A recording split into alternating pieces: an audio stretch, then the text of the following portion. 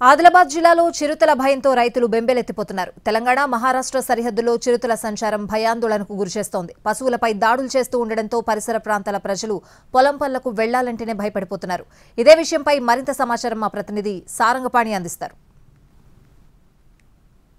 తెలంగాణ మహారాష్ట్ర సరిహద్దుల్లో చిరుతల సంచారం కలకలం సృష్టిస్తుంది. రైతులు పంట పొలాల వైపు వెళ్లాలంటేనే భయపడిపోతున్నారు. గత 4 రోజులుగా చిరుత పులులు ఈ ఏరియాలో సంచరిస్తున్నాయి. ఏదైతే క్యాటిల్ కిల్ జరిగిన ప్రదేశానికి సమీపంలో ఉన్నాం. ఈ ప్రాంతంలో రైతులు పంట పొలాల వైపు వెళ్ళడానికి కొంత ఇబ్బంది పడుతున్నారు. అయితే అటవీ శాఖ అధికారులు ఎప్పటికప్పుడు రైతులను రైతు కూలీలను అలర్ట్ చేస్తున్నారు. ప్రస్తుతం మనం చూసుకోవచ్చు, ఇది చిరుతపులికి సంబంధించిన కారిడార్ అని అటవీ శాఖ అధికారులు చెప్తున్నారు. అటువైపు మహారాష్ట్ర ఉంటుంది. కేవలం 5 కిలోమీటర్ల దూరం అటువైపు వెళ్తే అది మహారాష్ట్ర.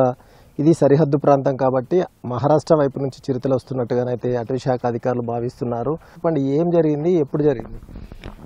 సార్, అది సోమవారం మేము పొలం పని చేసుకున్న తర్వాత ఎద్దు అనేది ఇంటికి వెళ్ళిపోయే మూమెంట్లో వర్షం వచ్చింది.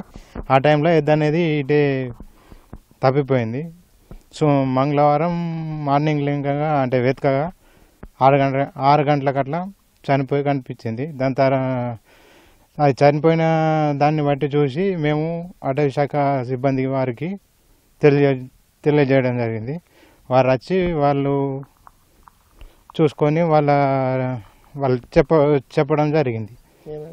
అది చిరుతపులి, అది దాని కాలి ముద్రలతోని చిరుతపులి దాడి చేసినట్లు వాళ్ళు గుర్తించి మాకు తెలియజేయడం జరిగింది.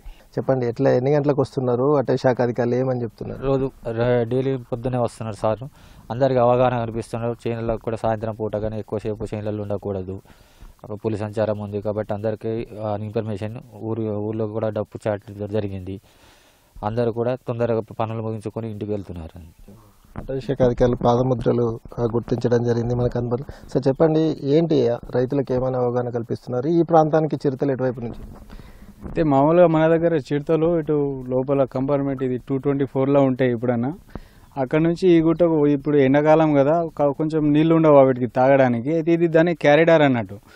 దాని వెంట అవి పోతూ వస్తూ ఉంటాయి. కొన్ని సిచ్యువేషన్స్లో ఇక్కడ ఏమన్నా మనకు అలాగ ఒక ఎద్దు దొరికింది. అది కొంచెం పేషెంట్ ఉంటే నడవలేని పరిస్థితిలో నైట్ ఇక్కడే కట్టేసి పోయారంట రైతులు. దాన్ని చంపడం వల్ల నెక్స్ట్ డే వచ్చి చూస్తే అక్కడ పాదముద్రలు ఉన్నాయి. దాని తర్వాత కెమెరాలు కూడా పెట్టినాం మేము. కెమెరాలు కూడా వచ్చింది, అది అట్లేం లేవు. కానీ మళ్ళీ రిటర్న్ అది వెళ్ళిపోయింది. వెంటనే ఈ రైతులకు చెప్పేది మేము ఏమంటే, ఇప్పుడు చిరుత పుల్లులు తిరుగుతున్నాయి కాబట్టి కొంచెం పొద్దున లేట్గా రావాలా, మళ్ళీ సాయంత్రం కూడా కొంచెం తొందరగా వెళ్ళిపోవాలా.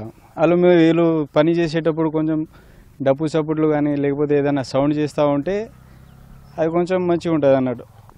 చిరుతపులి నుంచి రైతుల నుంచి చిరుతపులికి ఎలాంటి ఇబ్బందులు కలగకుండా తగు చర్యలు తీసుకోవడంతో పాటు రైతులకు అవగాహన కల్పిస్తున్నామని అటవీ శాఖ అధికారులు సూచిస్తున్నారు. అయితే ఈ చిరుతపులి బారి నుంచి తమను కాపాడాలి, తమ పశువులను కాపాడాలని రైతులు అయితే కోరుతున్నారు. కెమెరామెన్ సత్యంతో సారంగపాణి, ఎన్టీవీ, కుచిలాపూర్ నుంచి.